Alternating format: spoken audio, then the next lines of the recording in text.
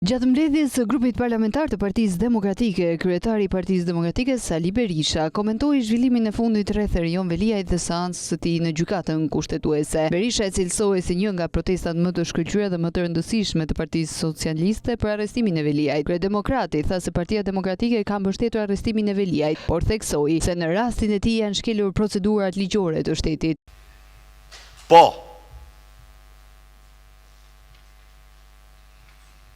Një kryetar bashkie që ka firmos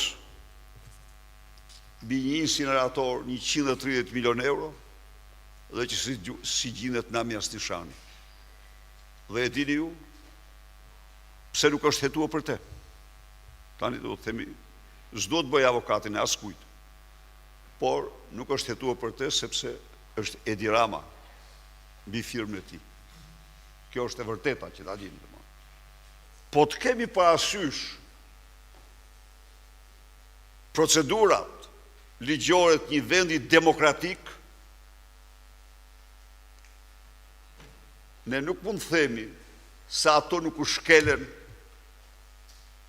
tërësisht një lloj si ato të Farkut, të themi të vërtetat.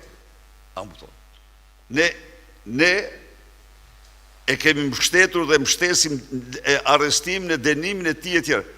Po prap duhet jemi të drejtë. Duhet jemi të drejtë.